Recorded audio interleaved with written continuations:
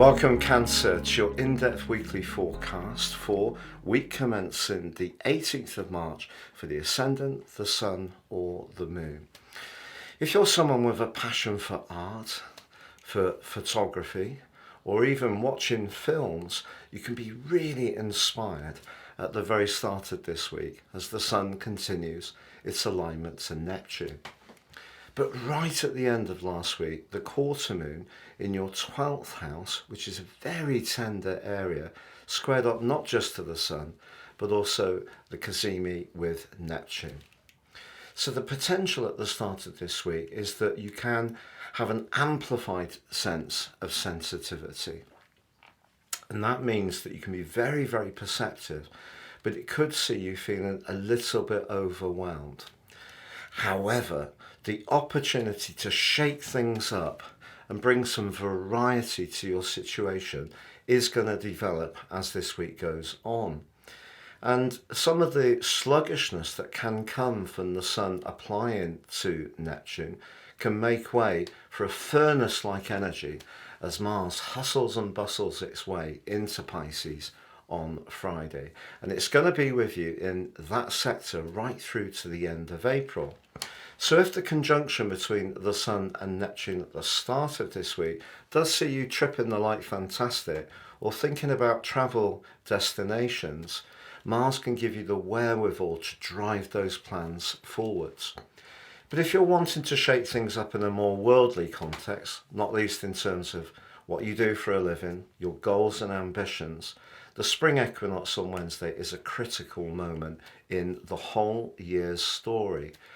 The Sun climbs into the most visible part of your situation, known as the midheaven. But here it's going to be linking up with Mercury, the North Node, and also Chiron. Your chance to shine, to elevate your talents to a wider audience, is really going to be leveraged up in a big way. Not just this week, but also on the back of the solar eclipse, which is coming on the 8th of April. But what makes this year's spring equinox so unique is it links to Pluto in the part of your situation where you're most invested for the first time in over 200 years. This combination can be very transformational. So if that energy at the start of the week, which is seeing you want to break out in some way or experiment, to travel, to do something that's more spontaneous. It could be around your professional situation, as much as around your personal interest too. And the Sun's alignment to Pluto can give you a fantastic amount of determination and drive if you are wanting to receive greater acclaim for your talents. However, Venus does apply to Saturn as the week goes on. It becomes exact on Friday. And this is going to be a critical point in a relationship because Venus in the 9th house is a truth seeker, as I mentioned last week. When we put Saturn in the mix, we're going to see you more determined to get the answers, not necessarily that you want, but you certainly want them to be authentic. If there is somebody that you've been drawn to, therefore, but they have been a little bit not necessarily evasive, perhaps a little bit elusive, even mysterious, the Sun combining with Neptune, or you've not been quite sure of their intentions, you're going to demand to know where you stand as this week evolves. But beyond that, Venus then goes on to apply to Jupiter, which reaches the peak on Sunday. This is one of the luckiest influences in astrology, and that 9-11th house link is wonderful if you are wanting to travel, particularly if you can go with someone you get on particularly well with or have a strong spiritual alignment to, or you're finding yourself drawn to some kind of spirit guide. That's entirely possible towards the end of this week as well. But it's that Mars moving from Aquarius into Pisces through to the end of April on Friday, which is really going to give you the drive and the traction.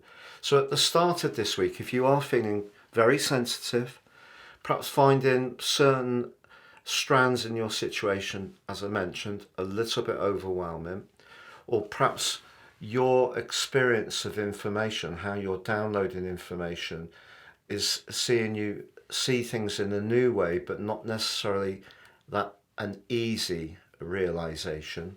By the end of this week, I think you will have turned everything around.